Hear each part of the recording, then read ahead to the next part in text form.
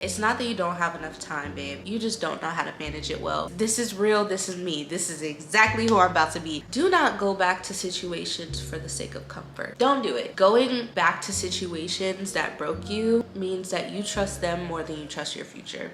For this video, I want to talk to you guys about a few things that I learned before turning 23. By the time you see this, I will have already turned 23. My birthday was January 14th. Before you guys say anything, I know I'm popping in to say hello and to also say that this video was obviously filmed a while ago. I filmed it at the top of the year and I just never posted it. And I wanted to also share this with you guys because I think it's packed with a lot of really good information. So as always, thank you guys for being here and I'll see you really soon. I have learned so much, especially at 22. Like 22 was my year of shedding. I changed so much. So get some tea, get some water, listen to this while you're cleaning. I don't know, but let's hop right in. There are two main areas of my life that I learned a lot of things. Mainly it was relationships and about myself. So number one, when you're lost, you have to sit in stillness in order to be found. Whenever I'm feeling my most overwhelmed and my most stressed, it's usually just because I have too much going on in my brain. I need to sit down and release some things. I need to get things literally off of my mind in order to focus. So in order to do that, I like to sit in stillness. I like to turn everything off, turn off my phone, turn off the music, whatever, and just sit and listen to myself. This is like a form of meditation for me. Sometimes it's not always like sitting crisscross and closing my eyes. Sometimes it's like doing the dishes, no music, no YouTube video playing in the background, just me and my thoughts. You have to sit in that stillness in order to actually hear the messages that are being sent to you. I honestly do believe that we are being spoken to by the universe always, but it's about us actually sitting down and like tuning in. And the only way you can tune in is to get out of the world, our phones and everything, and literally get into ourselves again. And that's how you become found. This applies to everything. If you're lost in your work, if you're lost in life, if you're lost in your relationship with yourself, other people, you have to sit down and you have to listen to yourself. Two, having a personal ritual will ground you. If you don't make decisions on your life, the world will make them for you. So when it comes to starting my day and ending my day, I pretty much have my own rituals set. There are things that I know I'm going to do to get my day started and things I'm going to do to like go ahead and rest. If you find yourself kind of in a place where you're trying to figure that out and your life feels a little bit scrambled, try having a ritual. And it doesn't have to be a routine. You can literally just have that one thing that you do every single morning, and that's what starts your day. So mine is listening to a podcast. I always do this. So I always start my day with a podcast, and that's how I know like we're getting in the zone. This is how we start. 3, be present, but not so present that you forget to plan for your future. Life is about balance. So this is the only time you have to truly exist. So be in the present, but also, even though the future isn't promised, let's still plan for it. When I was thinking too short term, I wasn't able to do longer term things like save towards going to a trip. I would definitely say just have like a balance of both. It's not always going to be perfect, but just keeping it top of mind is always important. Trust that you have your best interest at heart. Trusting that you have your best interest at heart is going to make you more confident. I have found that I was so afraid to make decisions for myself. And once I started telling myself I have my best interest at heart, that's when I became more confident. And even when I made mistakes, even when I messed up, as long as I came back to center and reminded myself that I have my best interest at heart, that's when I became more confident in the decisions that I made moving forward. 5, the simplest things will change your mental health in the best ways. It doesn't have to be the craziest thing in the world. I promise you. Sometimes you just need to go for a walk, or you just need to drink some water, or you just need to journal. Like, it's so crazy that the smallest things are really what's going to help propel you forward. And you know, I definitely think that it can be hard to do those things because it feels like you want something that's a little bit more instantaneous, but you know, that's not exactly how mental health works.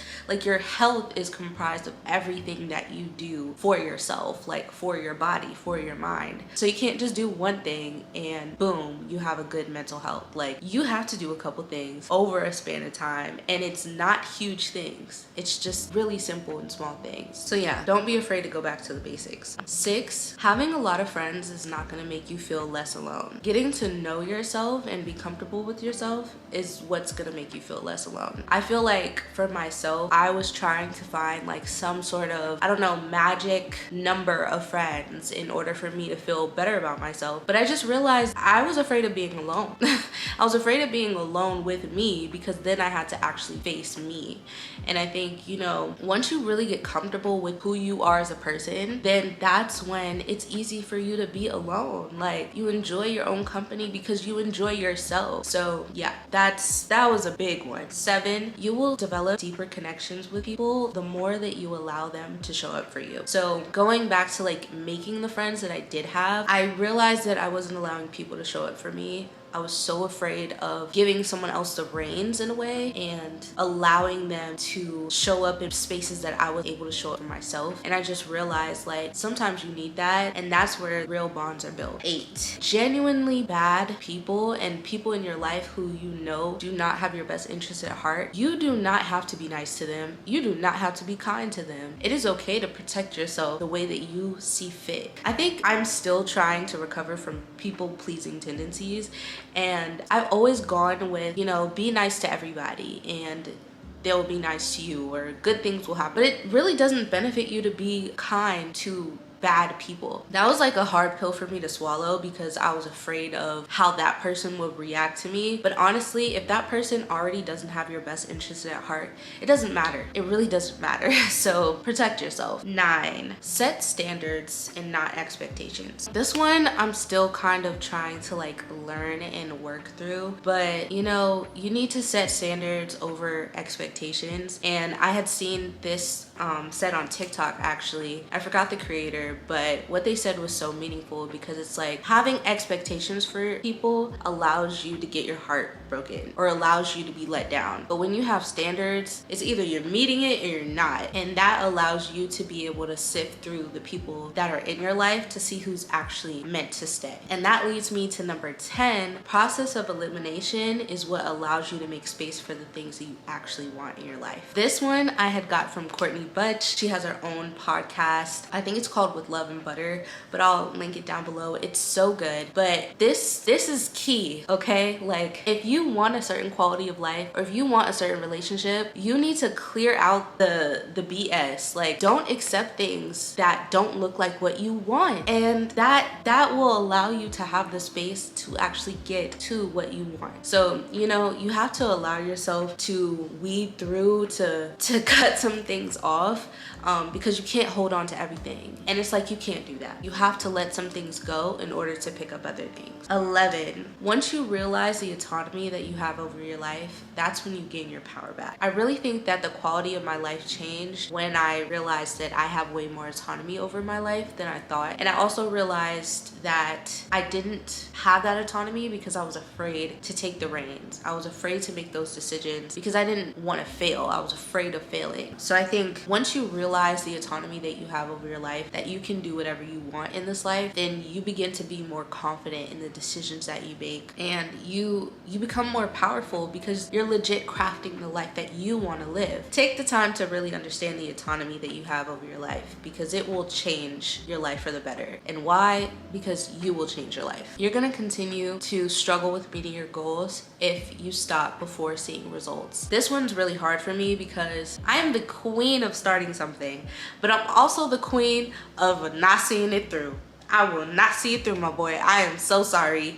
I just really feel like I need to see the return on my investment soon. What I've learned, and this is so valuable, that things take time and you have to allow things to take its time. You can't just rush the process. You can't rush it at all. It's gonna happen regardless. So I've been telling myself, like going to the gym, for example, if I want to see results from the gym, I have to go. Like, I have to be consistent, and I have to just like pick up my days, like be stacking up those those days so I can see that change in that return on my investment. But if I don't stack up my days, like, I'm gonna have nothing. And also the thing is, time is always moving. So even if you decide that you don't want to start now, 3 months down the line, you could have had 3 months in your back pocket. But instead of doing that, you decided to start 3 months later. So now you're not 3 months behind, but you're 3 months without. So that is, oh wow.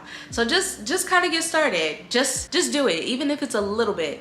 Like, I'm like, even if it's just a penny in the jar, there's something in there. There's something. 13, a good life is created through good habits. I used to feel like a good life was created through like big momentous things happening, like going on a huge trip or getting an amazing job offer or doing this and doing that. It's about the small things that you do every single day. That is how you create a good life. If you want to get good sleep, then go to bed early.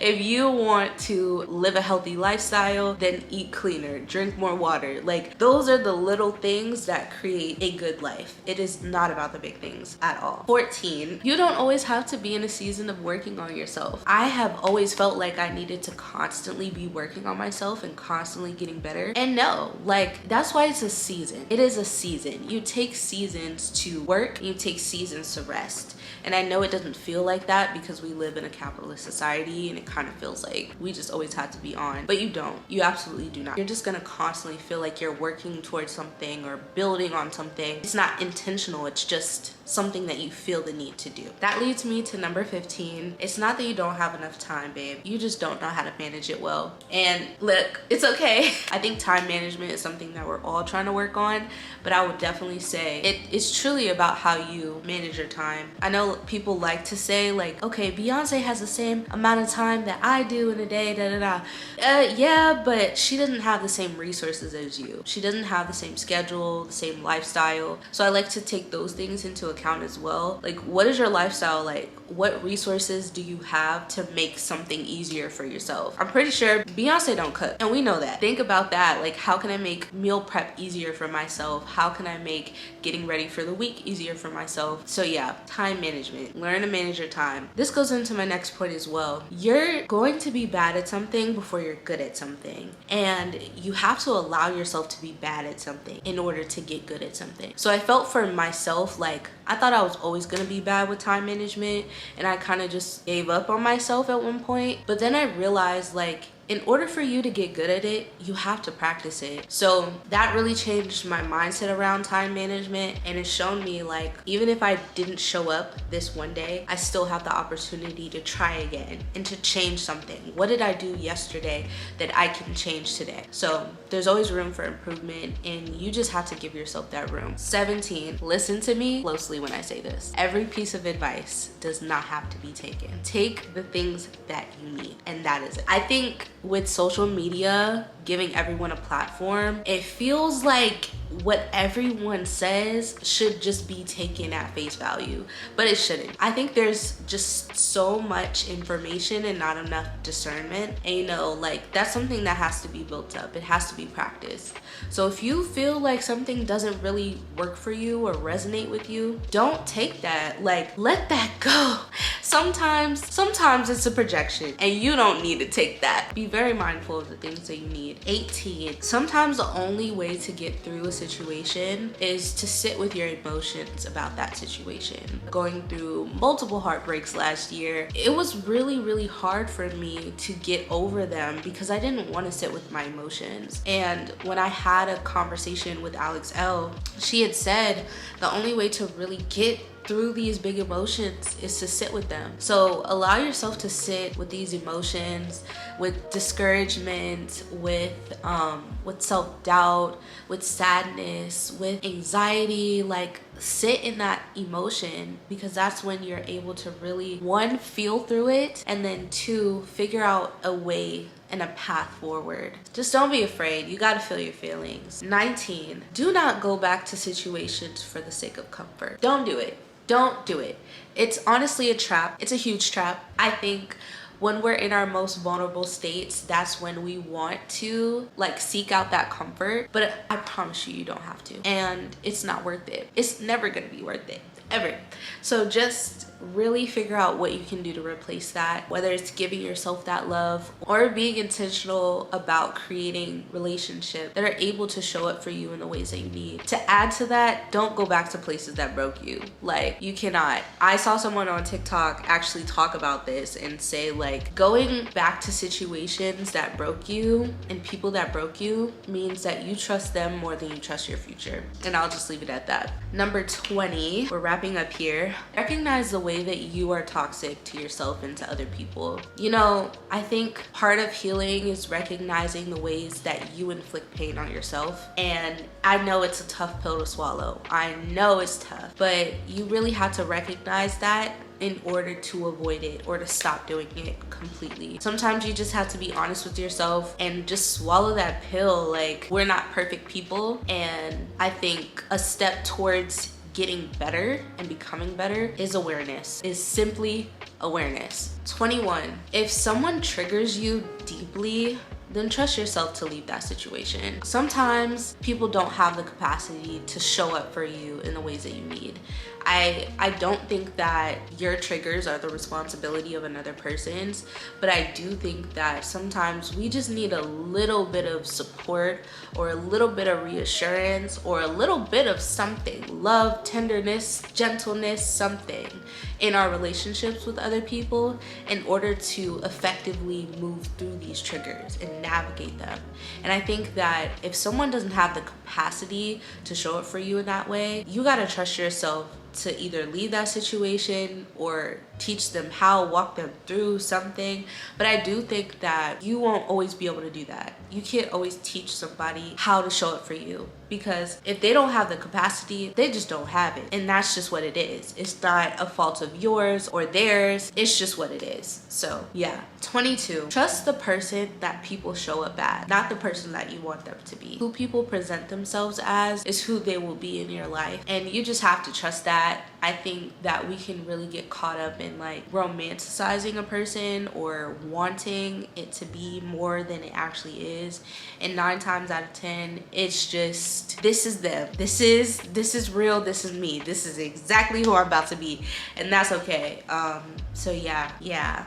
And finally, number 23, people will reveal how they will break your heart through their own projections. If someone feels insecure about themselves and they feel like they don't deserve you, or they say things like they don't know how they got you, or you're just such an amazing person, they can't believe that they ended up with you, anything like that, like, that's a projection. And often they're probably going to leave you or the situation because of their own insecurities. And I think it's not always as obvious as that, but I think that often we project our own fears and the things that we're afraid to really face head on in our relationships with other people. Also, being aware of it has just allowed me to figure out how to place people in my life as well. So yeah, that is 23 things that I learned by 23. Hope you guys enjoyed this video. Thank you so much for your continued support. And if there's anything that you also learned that you want to add to this, please feel free to drop it in the comments below. So yeah, I'll see you guys in the next video.